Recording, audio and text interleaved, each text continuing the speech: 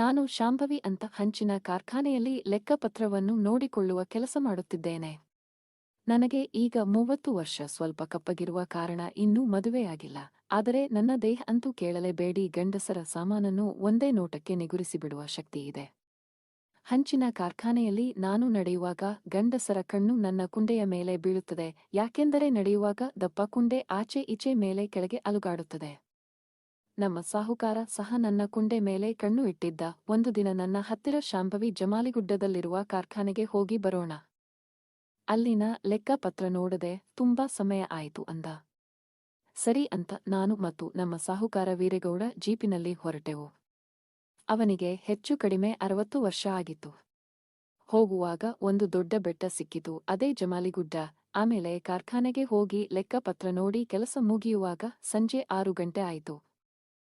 ಆಗ ಎಲ್ಲಾ ಕೆಲಸದವರು ಮನೆಗೆ ಹೋಗಿದ್ದರು. ಉಳಿದದ್ದು ನಾನು ಮತ್ತೆ ಸಾಹುಕಾರ ಮಾತ್ರ. ನನಗೆ ತುಂಬಾ ಉಚ್ಚೆ ಬರುತ್ತಿತ್ತು. ಅಲ್ಲಿ ವಾಶ್ರೂಮ್ ಬೇರೆ ಇರಲಿಲ್ಲ. ಏನೇ ಬಂದರೂ ಕಾಡಿನೊಳಗೆ ಹೋಗಬೇಕು. ಆಗ ಸ್ವಲ್ಪ ಕತ್ತಲಾಗಿತ್ತು. ಅದಕ್ಕೆ ಇಲ್ಲೇ ಮಾಡೋಣ ಅಂತ ಹೊರಗೆ ಹೋದೆ. ಆಗ ಸಾಹುಕಾರ ಎಲ್ಲಿಗೆ ಕೇಳಿದ. ಇಲ್ಲೇ ಕಾರ್ಖಾನೆ ನೋಡೋದಕ್ಕೆ ಅಂದು ಆಫೀಸ್ ರೂಮಿನ ಹಿಂದೆ ಹೋಗಿ ಆಚೆ ಈಚೆ ನೋಡಿ ಚೂಡಿದಾರ ಪ್ಯಾಂಟ್ ತೆಗೆದು ಅಲ್ಲೇ ಕುಳಿತು ಚೊಳ್ಳಂತ ಉಚ್ಚೆ ಹಾರಿಸಿದೆ. ಇನ್ನೇನು ಮುಗಿತು ಅನ್ನುವಷ್ಟರಲ್ಲಿ ಸಾಹುಕಾರ ವೀರೇಗೌಡ ಕಿಟಕಿಯಿಂದ ನನ್ನನ್ನು ನೋಡಿಯೇ ಬಿಟ್ಟ. ಅವನು ನೋಡಿದ ತಕ್ಷಣವೇ ನಾನು ಎದ್ದುಬಿಟ್ಟೆ. ಆದರೆ ಅವನು ಹೊರಗೆ ಬಂದು ಏನೇ ಇಲ್ಲೇ ಉಚ್ಚೆ ಮಾಡ್ತಿದ್ದೀಯಾ, ಇಲ್ಲೆಲ್ಲ ಮಾಡಬಾರದು ಅಂತ ಗೊತ್ತಿಲ್ವಾ ಕೇಳಿದ. ಅದು ಆಚೆ ಹೋಗೋಕೆ ಭಯ ಆಯಿತು. ಅದಕ್ಕೆ ಇಲ್ಲೇ ಮಾಡಿದ್ದು. ನೀರು ಹಾಕಿ ತೊಳೆಯುತ್ತೇನೆ ಸರ್ ಅಂದೆ. ಅದೆಲ್ಲ ಬೇಡ ಬಾ, ಒಳಗೆ ಏನು ಮಾಡಬೇಕು ಅಂತ ನನಗೆ ಚೆನ್ನಾಗಿ ಗೊತ್ತು ಅಂದ. ನಾನು ಒಳಗೆ ಹೋದಾಗ ಸಾಹುಕಾರ ಆಫೀಸ್ ರೂಮಿನ ಬಾಗಿಲು ಹಾಕಿ ನಿನ್ನ ಕುಂಡೆ ಮೇಲೆ 4 ಏಟು ಹಾಕಿದ್ರೆ ಎಲ್ಲ ಸರಿಯಾಗುತ್ತೆ. ಇನ್ನು ಮುಂದೆ ಇಂತಹ ತಪ್ಪು ಮಾಡಲೇಬಾರದು ಅಂದು ನನ್ನ ಕೈ ಹಿಡಿದು ಎಳೆದು ಅಲ್ಲೇ ಇದ್ದ ಟೇಬಲ್ ಮೇಲೆ ಬಗ್ಗಿಸಿ ಪ್ಯಾಂಟ್ ಬಿಚ್ಚೆ ಅಂದ. ಅಯ್ಯೋ ಸರ್, ತಪ್ಪಾಯಿತು, ಇನ್ನು ಯಾವತ್ತೂ ಹೀಗೆ ಮಾಡಲ್ಲ ಅಂದೆ. ಆದರೆ ಅವನು ನನ್ನ ಮಾತು ಕೇಳದೆ ಹಿಂದಿನಿಂದ ಪ್ಯಾಂಟ್ ಕೆಳಗೆ ಜಾರಿಸಿ ಚೂಡಿ ಮೇಲೆ ಎತ್ತಿದ.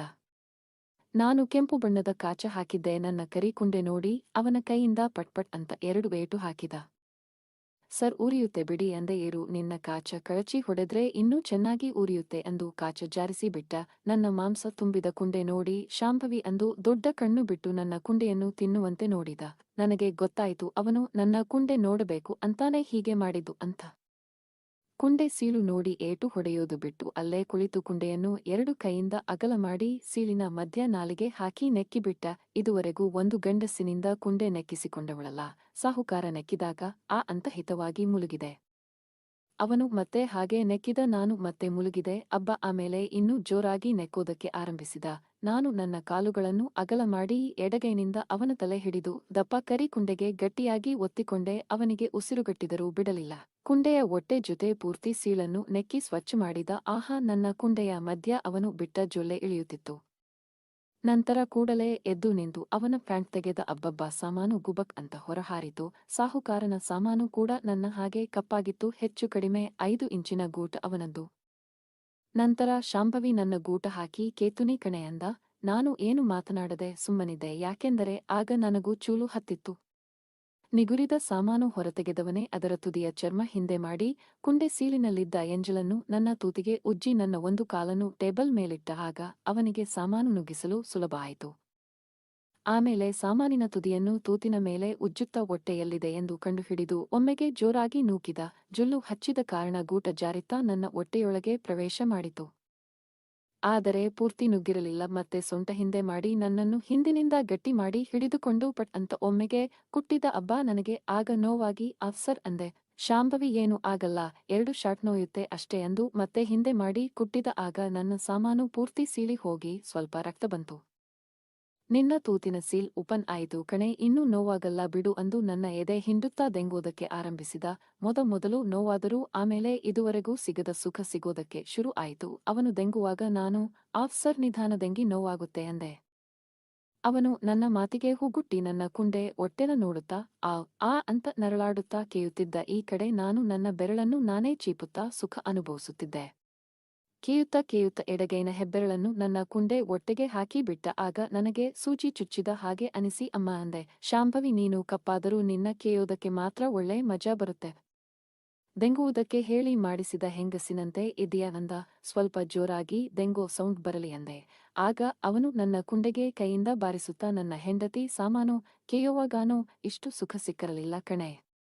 ನಿನಗೆ ಮದುವೆ ಆಗದಿದ್ದರೂ ಪರವಾಗಿಲ್ಲ, ನಾನು ನಿನ್ನ ಇಟ್ಕೋತೀನಿ ಅಂದ. ಅದೆಲ್ಲ ಬೇಡ, ನನಗೆ ಇಷ್ಟ ಆದರೆ ಮಾತ್ರ ಕೇಯಿಸಿಕೊಳ್ಳೋದು, ಇಲ್ಲ ಅಂದ್ರೆ ನಾನು ಕೆಲಸ ಬಿಡ್ತೀನಿ ಅಂದೆ. ಅಯ್ಯೋ ಆ ಮಾತೆಲ್ಲ ಯಾಕೆ, ಆಹಾ ಟೈಟ್ ಇದೆ ಶಾಂಭವಿ, ನಿನ್ನ ಸಾಮಾನಿನ ಹೊಟ್ಟೆ ಜಾಸ್ತಿ ಕೇಯೋದಕ್ಕೆ ಆಗಲ್ಲ ಅಯ್ಯೋ ಅಂತ ಕೂಗಿದ. ನನ್ನ ಕರಿಕುಂಡೆಯ ಸೌಂದರ್ಯಕ್ಕೆ ಸಾಹುಕಾರ ಗೂಟದಿಂದ ಬಾರಿಸುವುದನ್ನು ನಿಲ್ಲಿಸಿ ಒಮ್ಮೆಗೆ ಕರಿ ಗೂಟ ಹೊರತೆಗೆದು ರಸವನ್ನು ಕಾರಂಜಿಯಂತೆ ಕರಿ ಕುಂಡೆ ಮೇಲೆ ಚಿಮ್ಮಿಸಿದ. ನನ್ನ ರಸ ಇನ್ನೂ ಬಂದಿರಲಿಲ್ಲ, ನನಗೆ ತೃಪ್ತಿ ಆಗುವಷ್ಟು ಸುಖ ಸಿಕ್ಕಿರಲಿಲ್ಲ. ಆಮೇಲೆ ದೆಂಗಿದ್ದಕ್ಕೆ ಏನೂ ಕೊಡಲ್ವಾ ಕೇಳಿದೆ. ಆಗ ಅವನು ನನಗೆ 5,000 ಕೊಟ್ಟು ಇನ್ನು ಮುಂದೆ ನೀನು ಕೇಯೋದಕ್ಕೆ ಬಿಟ್ಟಾಗಲೆಲ್ಲ ಹಣ ಕೊಡುತ್ತೇನೆ ಅಂದ. ನಂತರ ಇಬ್ಬರು ಜೀಪ್ನಿಂದ ಹೊರಟೆವು. ಈ ಘಟನೆ ನಡೆದ ಮೇಲೆ ನನ್ನನ್ನು ನೋಡೋದಕ್ಕೆ ಒಬ್ಬ ಹುಡುಗ ಬಂದಿದ್ದ. ನನ್ನ ದೇಹದ ಸೌಂದರ್ಯಕ್ಕೆ ಮರುಳಾಗಿ ನನ್ನನ್ನು ಮದುವೆ ಮಾಡಿಕೊಂಡ. ಧನ್ಯವಾದಗಳು.